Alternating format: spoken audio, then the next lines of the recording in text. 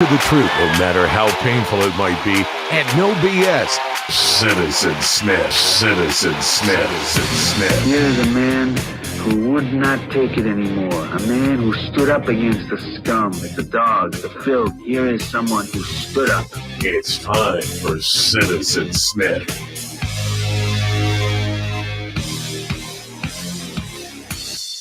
Hey there. Friday, Citizen Smith Show. Live. Chat room's open. You want to join me? Feel free. Share in the conversation. We will take your chats. We also record the show so you can watch all of the talk later in the day when it's at your convenience. Yesterday, I finished my show talking about the indictment of the Portland police officer, Corey Budworth, for his alleged assault on Terry Jacobs, a young lady who was from New Jersey, I found out from further reading, and was in Portland as a photojournalist, she says. Anyway, because of the indictment and the district attorney pursuing this, which the Portland Police Union is very upset about, 50 of the police riot team,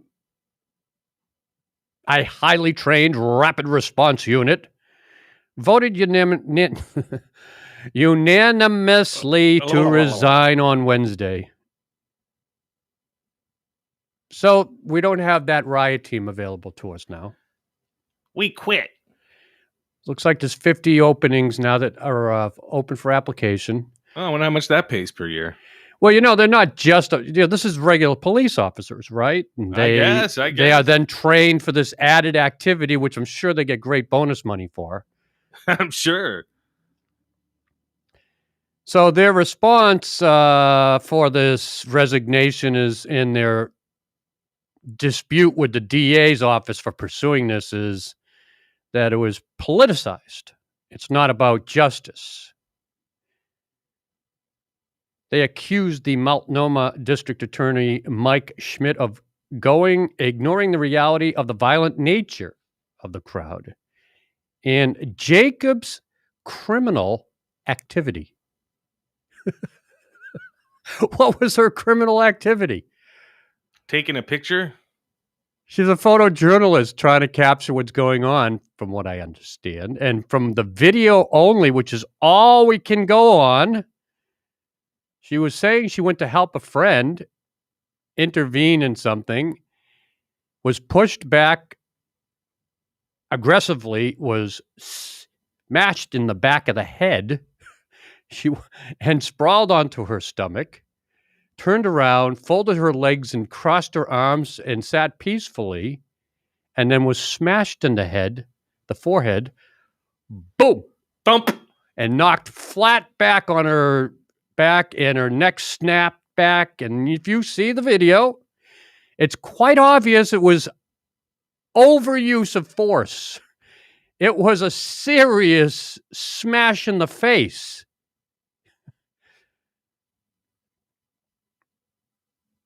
And the riot police say that it was, I like their description. Where is it now, damn it? Okay, so where is the description that they gave? It was pretty interesting. The union stressed that, okay. The Portland Police Association accused Multnomah District Attorney Mike Schmidt of ignoring the reality of the violent nature of the crowd and Jacob's criminal activity. The union stressed that Budworth did exactly as he was trained, arguing that the police bureau own experts reviewed his actions and found them, quote, reasonable, permissible, and in accordance with his training. Which, and then people that see this vicious video of a police officer twice the size of a young lady beating her across the head, not beating her, but smashing her from the back of the head, then smashing her into the forehead. It's obvious that the videotape doesn't lie. It was overuse of force of an innocent bystander at that point.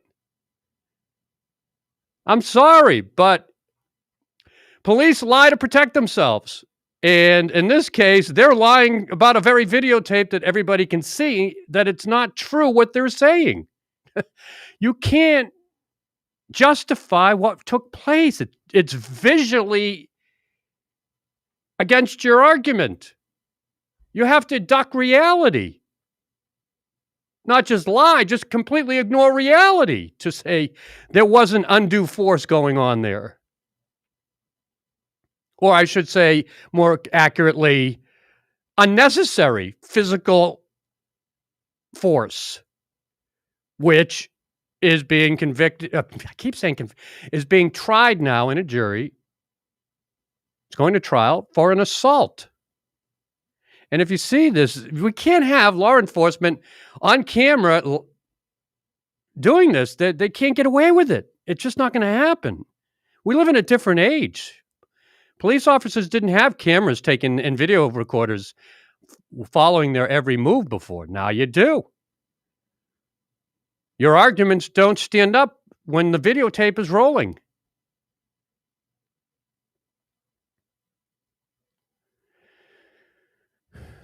I'll be curious to see how this transpires in court. So I was reading from a Fox News article, by the way, here. Jacobs also defined as an activist as well as a photographer.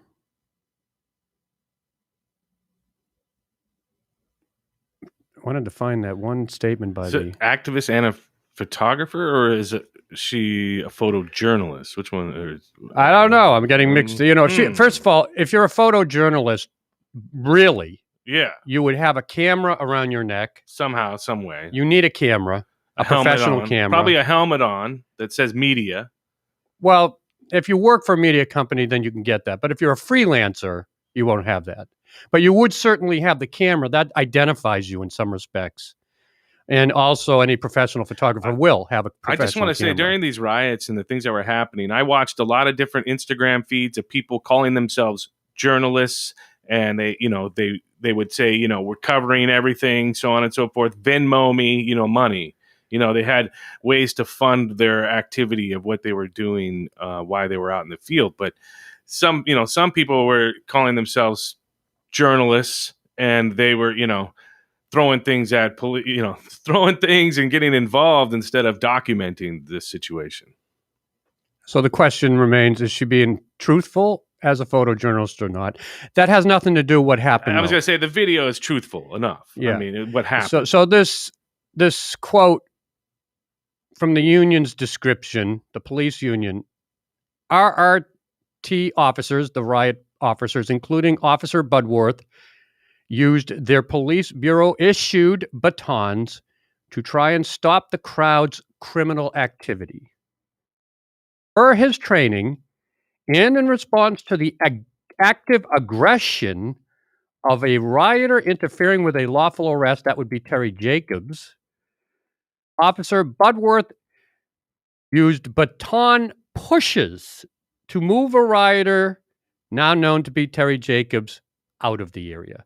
Well, we've seen the video many times now, and we can obviously see he wasn't pushing her. This is a push. Bam! Is a smash in the back of the head. When Terry Jacobs is sitting down and he takes his baton and smashes her in the forehead with the baton and two hands on it, it is not a push. It is a smash in the forehead with a baton. Can we get the referee call on that, Ken? The referee call. You make the call. So, I mean, they just blatantly said, we're going to lie about what happened, and we're going to let you quote us and write it down and essentially look foolish. Say, we're going to ignore the facts, ignore what everybody can see, and tell you what we want you to hear, what we want you to think. That works when you're not have rolling video. But it doesn't work when you have a clear-cut example of a case where a police officer went beyond the means needed to stop an innocent protester at that point when she's sitting down on the ground, arms and legs crossed. Have you heard of this movement where some law enforcement are trying to get, the cameras the body cams and stuff banned, and all these different things. We always talked about Big Brother's watching you, right? Big Brother's watching you. Well, everybody's watching everybody now. Whoever was watching that had a great eye for a camera and like a journalist type of eye for videotaping that. Because if you watch the videotape, they're following her to the officer, getting banged, keeping her in frame with the officer. Then when she's on the ground, not trying to help her, but following the action with the videotape like a journalist. And then when he nails her in the forehead with the baton, they keep the video on the police officer going back to his his troop there and looking back at her and then walking forward and then goes back to her. I mean, whoever was videotaping that was doing so on purpose to capture what happened to be shown again in public. That's what's going on. So if you're a police officer, yeah, it's tough. Every move you're making sometimes could be videotaped, and next thing you know, you're in court fighting for your innocence while you were trying to do a job. You got caught up in the emotion, or you felt you could overstep your boundaries without any recourse. I feel like it's the latter most of the time. That being, they just that machismo bullshit. I'm gonna beat some shit out of some hippies today type of attitude. well, they're used to that because that's been the history of police force in America. You can go all the way back to Kent State when they shot people. Yeah, it goes way, way back. And that was the National Guard. But it's still going on. That's the thing. Well, but see, we're going through a transition in America now. Yeah. And that transition is you can't get away with it anymore because you're being videotaped. Everybody's watching everybody. George Floyd being murdered by that police officer. If that wasn't videotaped, he probably wouldn't have been convicted. That was the start of what I call citizen journalism. In this case, citizen journalist photographer. And that's a good thing for America. The police don't like it, but we citizens do. Accountability is being held at a higher level now of police action. And they know it.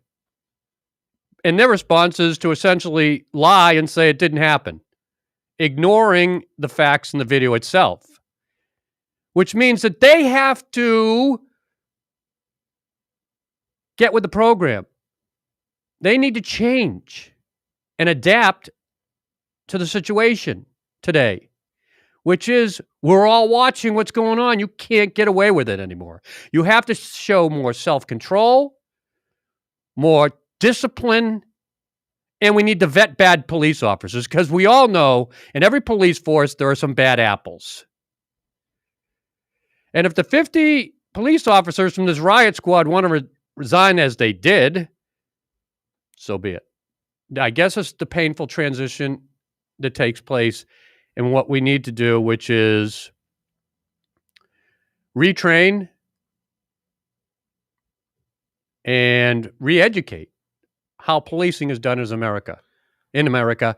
And Portland's right at the forefront of all this change. The thing with Portland, though, is that in Portland, it's not so much, wanting the reform, and fixing things that we think needs to be fixed. People want to just get rid of the cops. They want to have like community. Well, we know that's not a good idea, right? Yeah, they want to just get rid of the cops. Well, we don't have riot police now. So if there's a riot in the next week or two or this summer.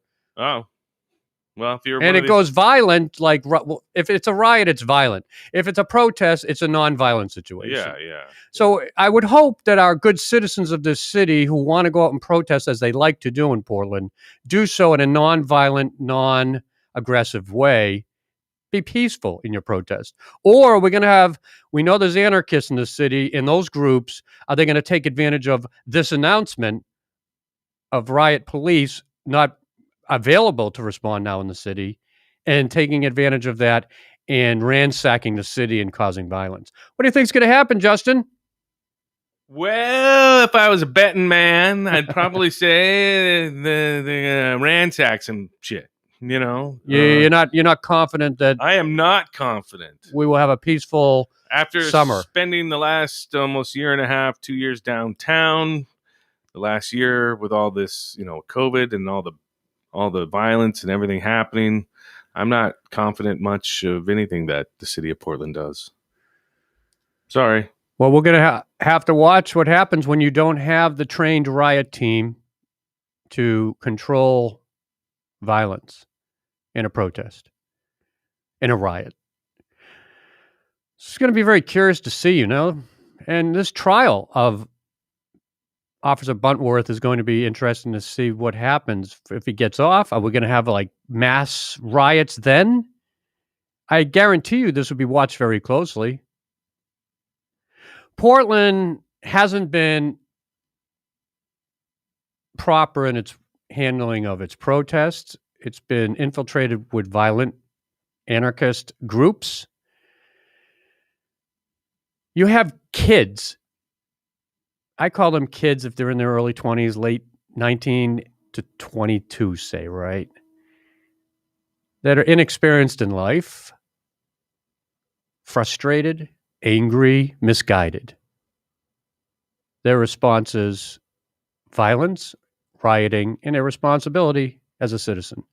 Then we have young adults in the police force. Because these guys that are in the riot team, they're the younger police officers, right? They're in their 20s. They're inexperienced with handling this extreme behavior of mass groups. And they're not very experienced in life, in police enforcement. So you've got these two groups that are very young in their lives interacting in violence and not fully understanding themselves as human beings and what they're getting involved in and doing. As you get older in life, you exercise more judgment, better judgment, and you're less likely to do stupid things. And in this case, the stupid things are the violent riots. I'm gonna graffiti this. I'm gonna break this. I'm gonna light up something on fire. Hey, that's just stupid behavior on top of violence. Stupidity leads to violence, and that happens from both the citizens and the police force. The police aren't thinking smartly either, and they're not behaving maturely. Who fights our wars? It's the kids, because they don't have judgment enough to protest a situation. They're easily influenced, easily motivated to do what we want. And in this case, the rioters fall into that mode, and the police riot officers fall into that mode. You got two factions that are very inexperienced of life going at it, and the result is pandemonium, hysteria, emotional action and reaction rather than proper judgment. And Portland has a lot of young kids like that. This city's full. It's like they all gravitate here from other parts of the country to exercise their stupidity and violence. And I'm not saying the police don't have a tough thing to deal with here. I wouldn't want to be out there dealing with these young rioters that want nothing more than anarchy and violence. Who wants? That's not an easy scenario to be thrown into as a police officer. Their natural instinct will be to defend each other and resort to violence to offset things being thrown at them and such. But unfortunately, you have to exercise some self-control. You've got bulletproof vests on, helmets, shields, batons. You're pretty well protected going into this. But I don't know where Portland's going, and this year should be interesting to follow through the summer. When things heat up, we're going to get into the 90s. When the heat starts, the violence seems to start. I don't care where you are in this country. That seems to be the case. Yeah, we'll probably be having some violence and riots this summer in Portland. Why should it be any different than last summer? To be continued, and we'll be watching. All right, that's out of the way. Any big plans for the weekend? You got any big plans? It's gonna be scorching hot outside. No, not really. I mean, when it gets hot here. And I was walking around the streets yesterday, and I got to be honest with you, I just felt hot yesterday, and it was in the low 80s. And walking around these streets with no trees, it's hot, man. I get tired. I'm walking like this. Yeah, I don't even want to be outside in that weather. And you know what I'm finding that's interesting? What's that? Oh, I'd say the majority, 90% of the people walking around the sidewalks in the Central East Side neighborhood have their masks on, even in the heat. They're still wearing their masks, Yes. even when they're outside. Yeah, and they're getting wow. out of a car. 2 people wearing their masks. That's interesting. I mean, it wasn't like an Uber situation. No, I'm talking people walking down the sidewalks. All have okay. masks on. Oh wow, They're embracing it still. I still wear it coming in and out of the building because that's what they ask us to do. So I mean, but other than that, I really don't. Why would you wear walk it. down the sidewalk with a mask on if you've been know. fully vaccinated, which the majority of people have in this city? I don't know. So let's say I'm fully vaccinated. I'm still going to wear my mask? Walking down a sidewalk when the CDC guidelines say it's not necessary. You, as a human being, can understand, right, that you're fully vaccinated. You don't trust the vaccination? Is there? And this isn't just a few people. Like I said, it's the majority. And I'm thinking to myself, what am I? Did I miss something that came out that said something worse is going on? I know there's a Delta variant that is they say COVID on steroids, that is highly contagious. What? Yeah. I haven't heard of that one yet. Now that scares the shit out of me now. What are you kidding? This is the one that came out of India. So, does the vaccination have a fighting chance against? Yeah, that? they said if you're fully vaccinated, don't worry about it. Oh, it's okay. shown to be able to combat. But if you're not fully vaccinated, they said, they being scientists, doctors, this Delta variant will find you. Oh shit! And if you're not vaccinated, you will get it. Holy shit! And it will be more severe and kill you faster. And the symptoms will come on stronger and quicker. Wow. It's COVID on steroids. So as deadly as this virus was, there's this thing out there now. So I was thinking, are they all following the news and they're worried that this vaccine we have isn't enough? But walking down the sidewalk, walking by yourself past somebody, you're not going to get the virus. Come on. Jeez. Went to buy some cigars yesterday. I forgot my mask. They wouldn't let me in. I said, you got a mask for me? No. I walked like a quarter mile to get there. I was like, God damn it. I just wanted a cigar. Just want to light up, sucker. So, but I don't know. Sometimes I feel like I'm in an alien world here in Portland because people are really phobic. They're really extreme they'll probably wear a mask through the end of the year. If not, maybe they'll never stop. It'll just be something they do for the rest of their lives, no matter what the situation. I feel weird. I feel awkward because I'm not wearing one. There are people that walk without them, but it's almost like they're sending a statement. You know, you're not part of us. You're not part of the group. There's a group out here, and we wear masks. You're not one of us. Yeah, beat it. Obviously, you're not one of us. So much for acceptance. Yeah, Jeez. no. We have our clique. So, what are your plans for this week? You got anything big? No, I don't have any plans. No. Okay. I was going to go down to Eugene and see the track? Olympic track meet. I'm going to have to try to see if I need it. Is it this weekend? Pretty sure that's what they said. Yep, starts this week. Okay. June 17th. There you go. There's where you're going. And Eugene, good luck. There's no hotels down there, probably. Well, I'm just going to drive down, watch, and drive back. Okay. I mean, that's my goal. I might change my mind because I don't want to deal with traffic. But Eugene's what, 60 miles away south? Maybe a little farther. You don't like it for some reason. You got to. I don't mind Eugene. I don't mind it. It's just not my favorite place. It's where the University of Oregon is, and there's a lot of ducks there. So, what about geese? Any geese?